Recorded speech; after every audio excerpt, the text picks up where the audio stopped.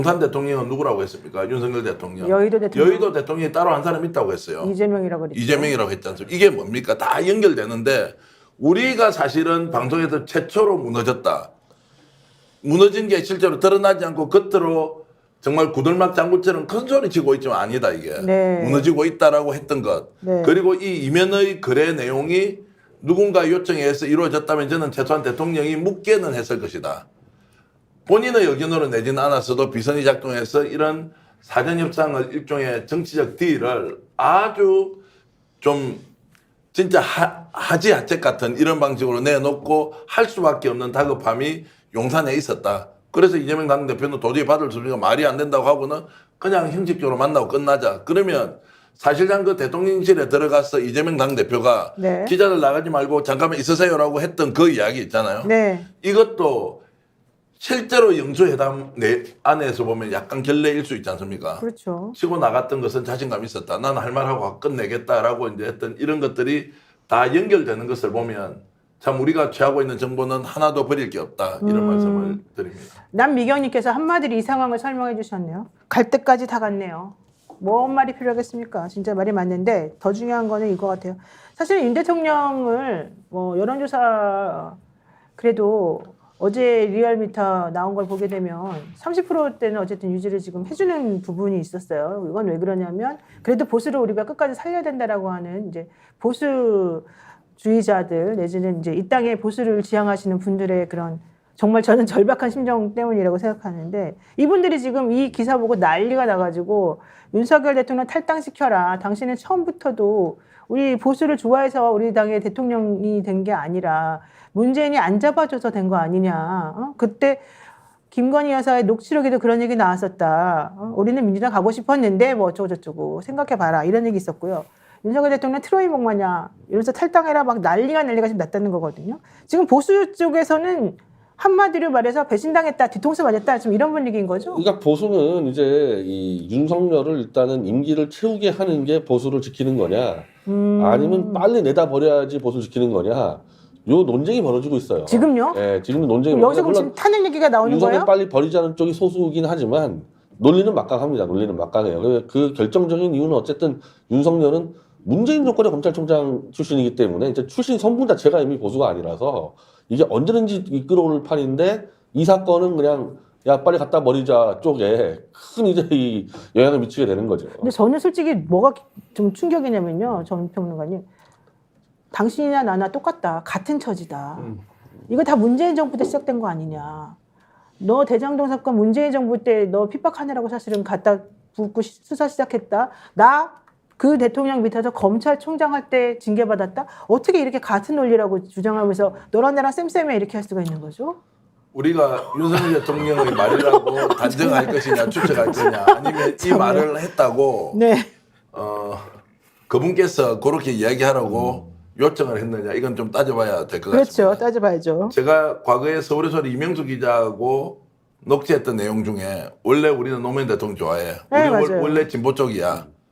국민님 저 보수 세력 믿을까 안 돼. 어디서 들어본 이야기 레파토리 같이 돌아가지 않습니까? 그렇죠. 국힘 도무지 믿을 수 없고 그 사람들 쪽이 아니고 우리는 오히려 진보나 민주당 쪽의 정책 성향을 갖고도 있다 우리는. 그래서 이러니까 그래가 되는 거 아니냐.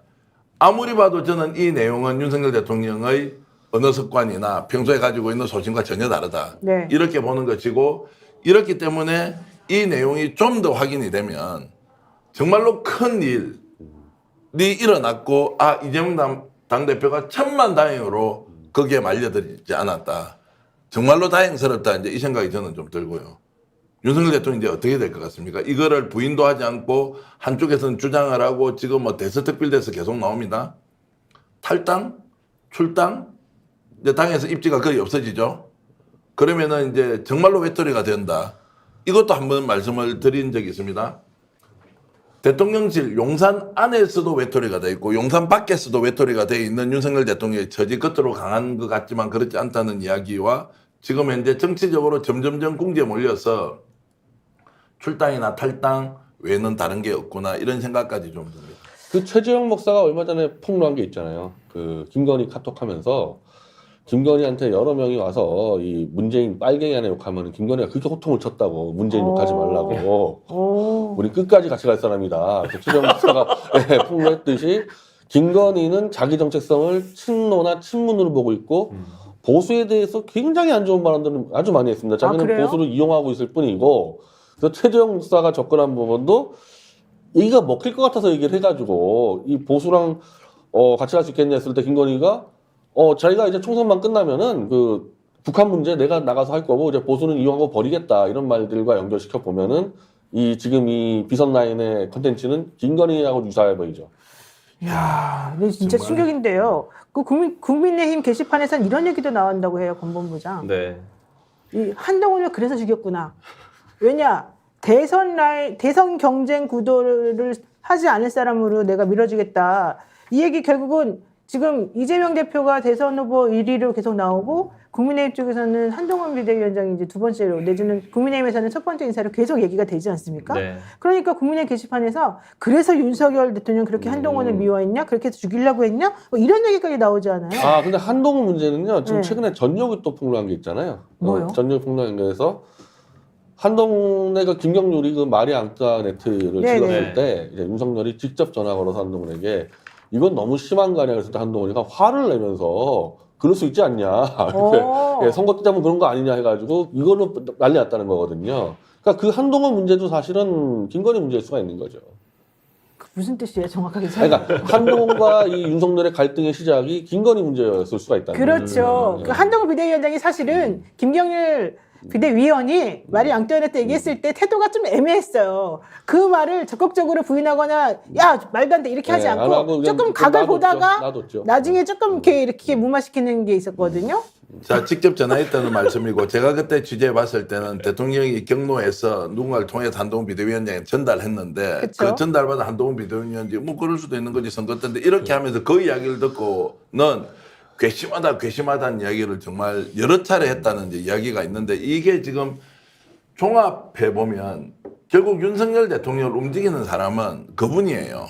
다른 사람이 아니라고. 지금 전국 전체, 그리고 지금 영주회담, 그리고 앞뒤 사정들을 다 맞춰보면 늘 의심을 했지 않습니까? 그 사람이 뭔가 지금 뒤에서 저걸 할 것이다라고 했던 것이 드러나고 있다, 이게. 그러면은, 야, 정말로 참 전 대표님, 한꺼번에 무너지고 있구나, 이 생각이 듭니다. 전 대표님, 네. 홍길동이에요? 계속 그분만 외쳐야 됩니까? 스픽스는 말하는 언론입니다. 대세는 유튜브, 그중에서 스픽스. 좋아요, 댓글, 구독, 알림 설정. 여러분이 저희를 사랑해 주시고 우리가 여러분을 사랑하는 4가지 방법입니다.